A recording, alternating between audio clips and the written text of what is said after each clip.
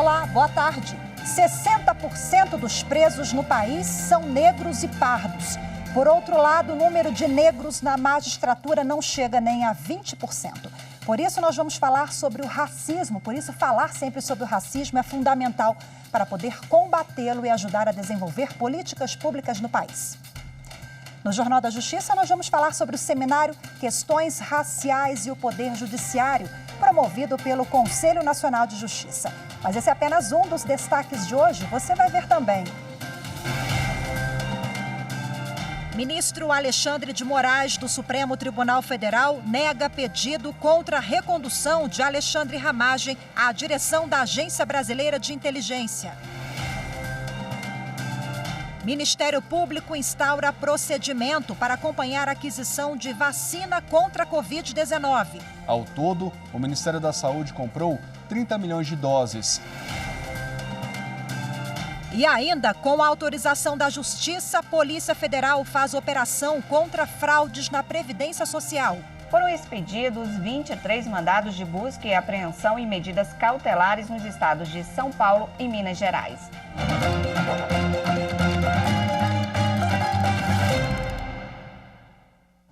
O ministro Alexandre de Moraes, do Supremo Tribunal Federal, negou o pedido de suspensão do decreto que manteve o delegado Alexandre Ramagem no comando da ABIN, a Agência Brasileira de Inteligência. Parlamentares do PSB, Partido Socialista Brasileiro, alegaram no Supremo Tribunal Federal que Alexandre Ramagem deveria passar por nova sabatina no Senado para reassumir a função na ABIN.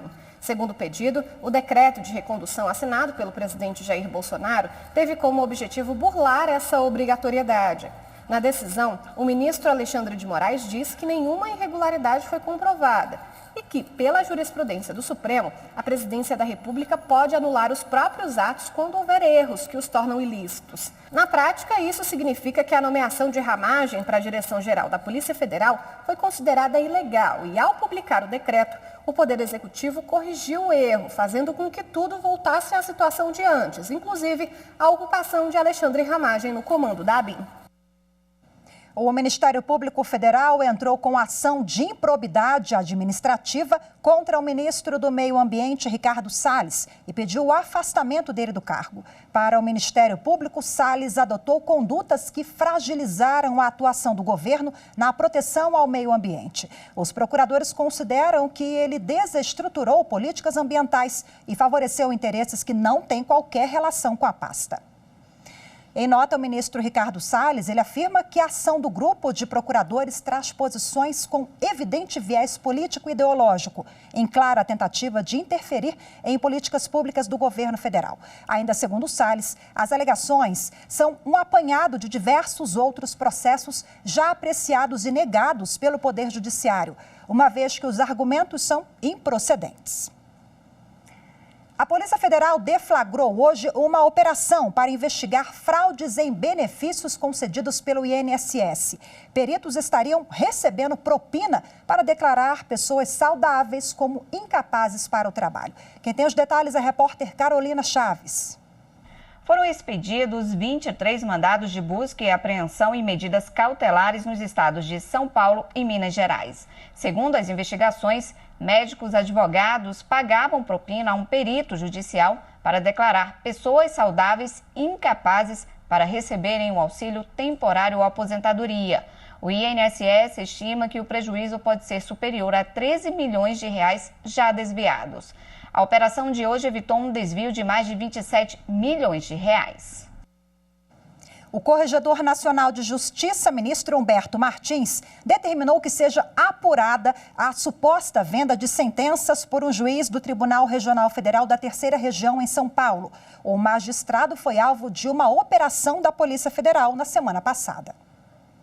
A determinação está em um pedido de providências. O ministro Humberto Martins, Corregedor Nacional de Justiça, pede explicações ao juiz federal Leonardo Saf de Mello, preso pela Polícia Federal semana passada durante a Operação Westminster.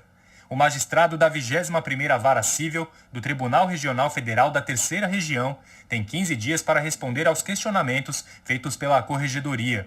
A suspeita dos investigadores é de que o juiz teria recebido vantagens indevidas para julgar processos que envolvem requisição de pagamentos. Um dos processos investigados é um precatório de 700 milhões de reais. O Corregedor Nacional de Justiça também quer ter acesso ao processo que apura supostas irregularidades cometidas pelo juiz. Superior Tribunal de Justiça decide que prazo para devedor de alienação fiduciária quitar dívida após a apreensão do bem deve ser contado em dias corridos. As informações com Marina Campos.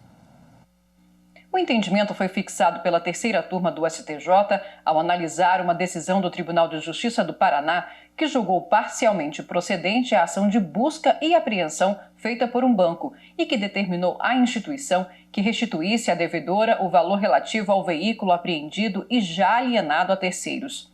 O Tribunal de Justiça considerou que a devedora pagou a dívida dentro do prazo estipulado, contando, porém, em dias úteis.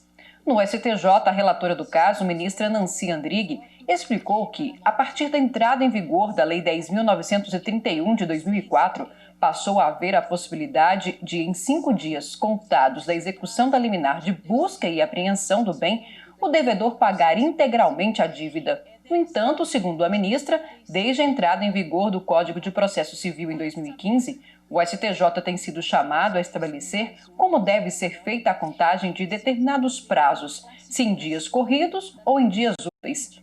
Para os ministros da terceira turma, na alienação fiduciária, o prazo de 5 dias para que o devedor pague a dívida é de natureza material. Por isso, deve ser contado em dias corridos e não em dias úteis.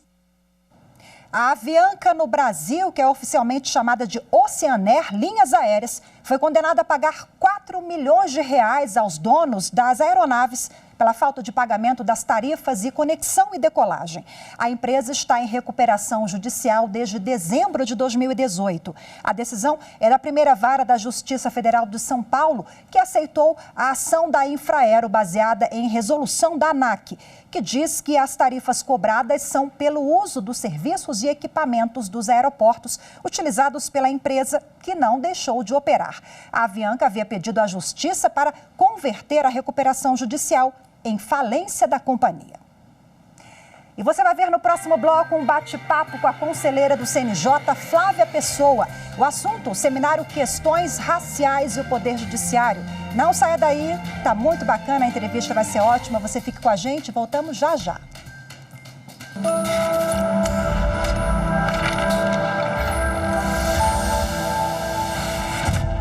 A Constituição Federal é a lei suprema do nosso país. É por meio dela que igualamos as leis e limitamos o governo. Além disso, sustentamos ainda os pilares da democracia e garantimos a manutenção da justiça. Conferimos também aos cidadãos importante instrumento para cobrarem seus direitos e exercerem seus deveres.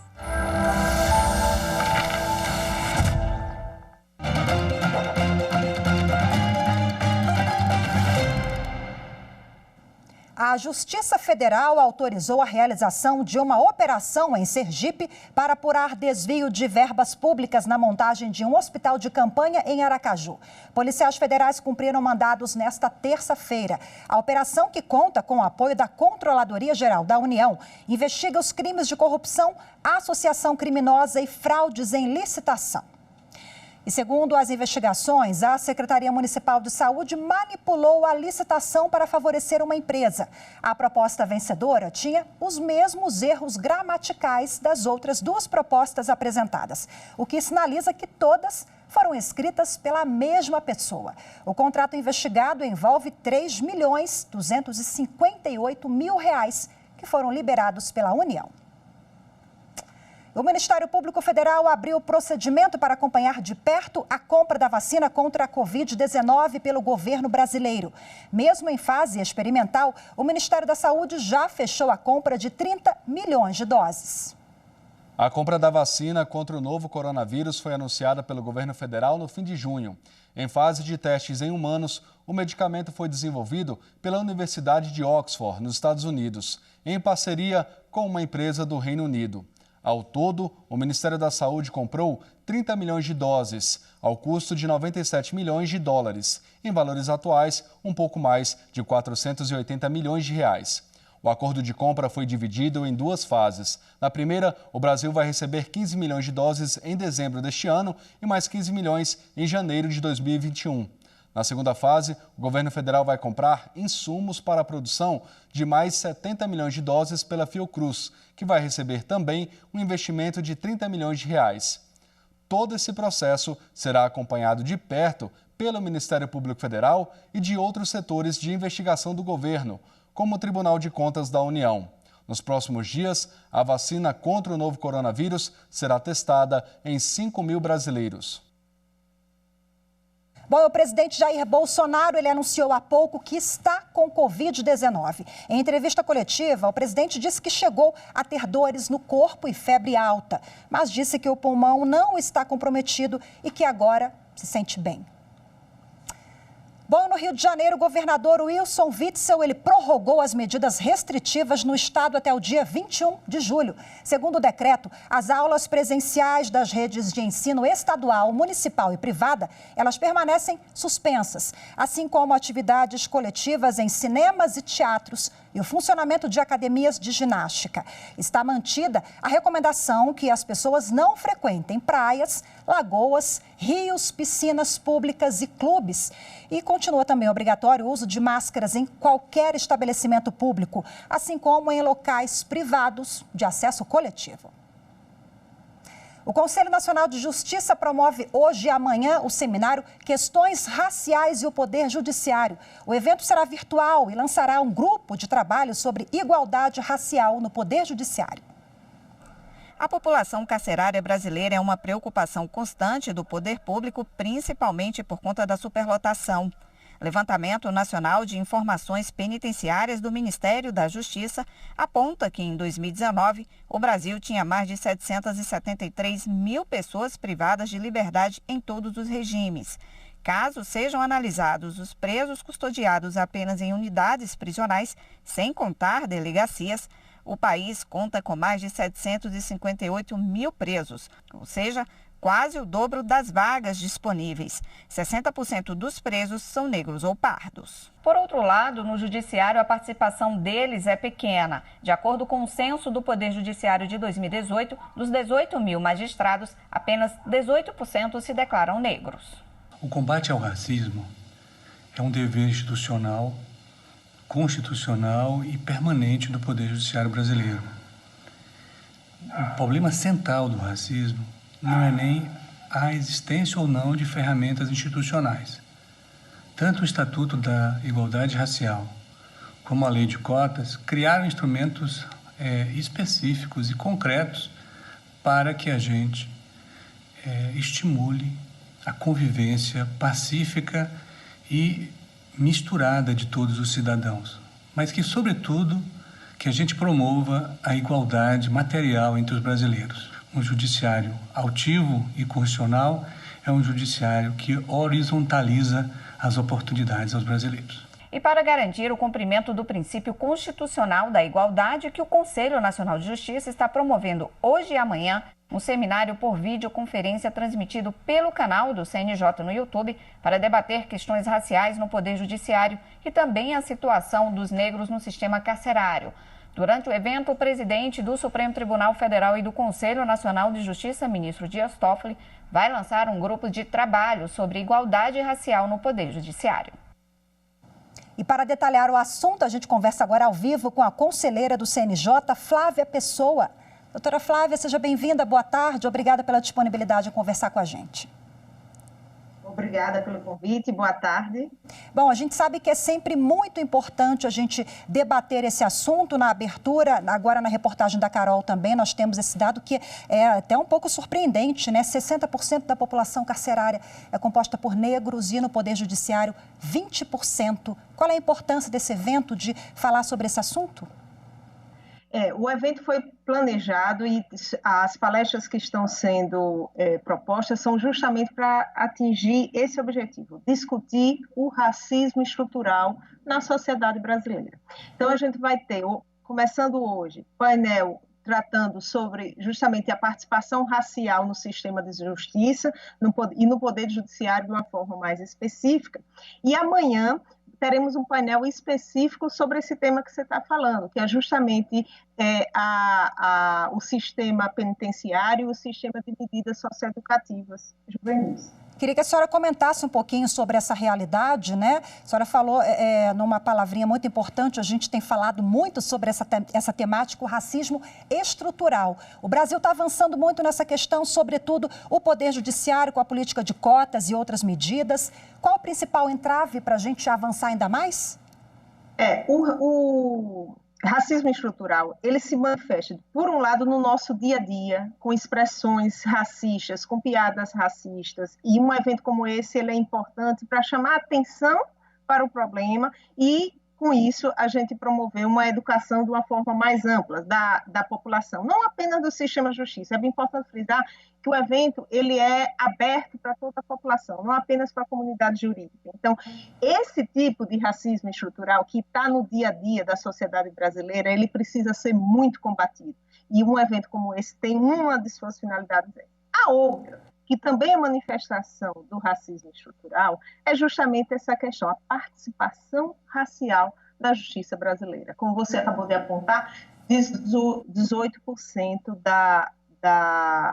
do número de juízes se apresentam, se autodeclaram negros. Mas é importante salientar que desses 8%, a grande maioria está no primeiro grau de jurisdição na qualidade de juiz substituto.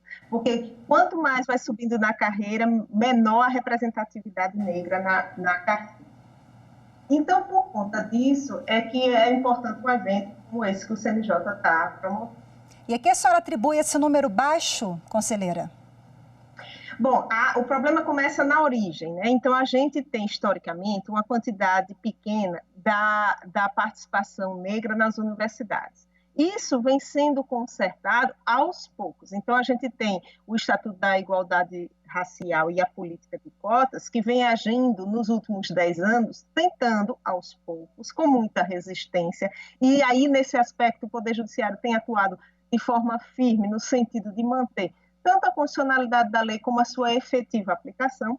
E aí, com o tempo, vai se melhorando a representatividade negra nas universidades, a partir daí, nos concursos, isso vai aparecendo. Tanto assim que, como eu disse, os substitutos, os juízes substitutos, o número vem crescendo e, aos poucos, é que isso vai aparecendo nas instâncias superiores, já que existe toda uma sistemática de antiguidade e merecimento para as promoções. Conselheira, a senhora falou em resistência. A sociedade está preparada para essa abertura de oportunidades para a população negra? Essa resistência vem de onde? Eu acho que a sociedade está preparada, sim. Mundialmente falando, a gente tem visto protestos relacionados ao racismo estrutural. Né? Isso não é um problema só do Brasil, isso é um problema do mundo. E esses protestos todos que ocorreram no último mês e este início de mês foram importantíssimos para destacar um problema, porque é muito complicado quando existe um problema e esse problema não é visto, não é debatido, não é discutido e por conta disso não é enfrentado. Então, por conta disso é que o CNJ vem fazer o evento para deixar o problema à vista, vai criar um grupo de trabalho específico para a representatividade racial no Poder Judiciário e com isso a gente tem expectativa de ter um futuro mais promissor na temática. Inclusive, depois da morte do americano George Floyd, que foi no finalzinho ali de maio, esse assunto ganhou muita adesão aqui no Brasil, né, com protestos e manifestações. Que bom, né, que a gente está avançando e conscientizando a população sobre isso. Exatamente, no Brasil e no mundo inteiro. Isso é importante se destacar. Com certeza. Vamos dar o serviço, então? O nome do seminário Questões Raciais e o Poder Judiciário, ele é voltado para operadores do direito, está aberto à população também pelas plataformas digitais. É aberto à população em geral e nós esperamos que tenhamos um grande público assistindo nas nossas redes sociais do CNJ. CNJ, então, é o endereço eletrônico? A partir de que horas que começa, conselheira? Hoje, a partir das 17 horas, amanhã, a partir das 8 da manhã. Ok, muito obrigada pela participação. Conversei ao vivo com a conselheira do Conselho Nacional de Justiça, o CNJ, Flávia Pessoa. Obrigada, boa tarde. Muito obrigada, boa tarde. E você vai ver a seguir: Justiça anula marcas Doraflex e Neodoraflex por conflito com o registro do medicamento Dorflex. Os detalhes daqui a pouquinho.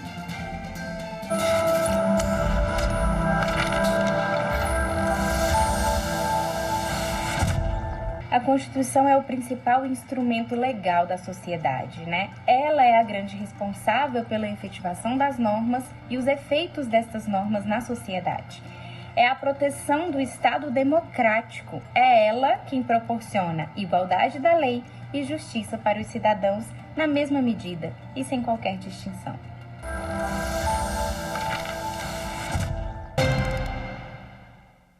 As marcas Doraflex e Neodoraflex são anuladas por conflito com o registro do medicamento Dorflex, o que confunde muito o consumidor, né? A decisão é do Superior Tribunal de Justiça.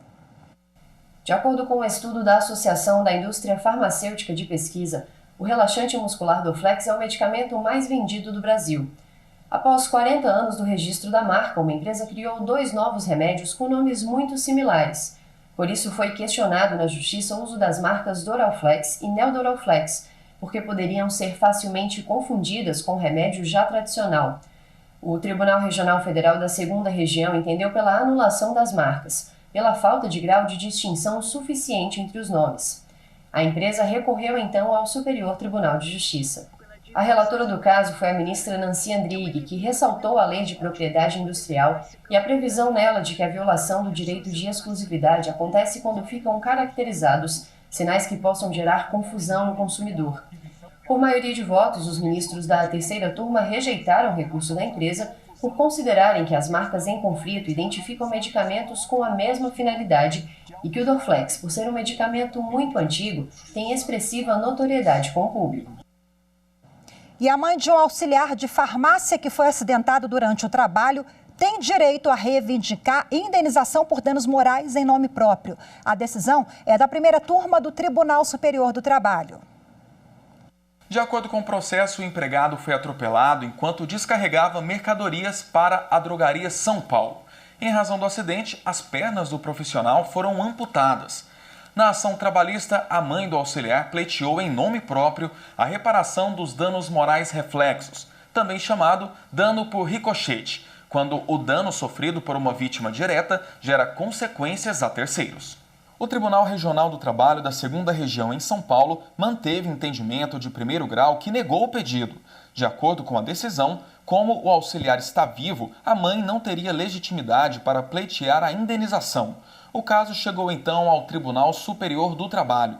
O relator do recurso na 1ª turma, ministro Hugo Scheuermann, observou que o processo não diz respeito aos danos causados ao empregado, mas sim ao suposto dano moral experimentado pela mãe em decorrência das lesões impostas ao filho.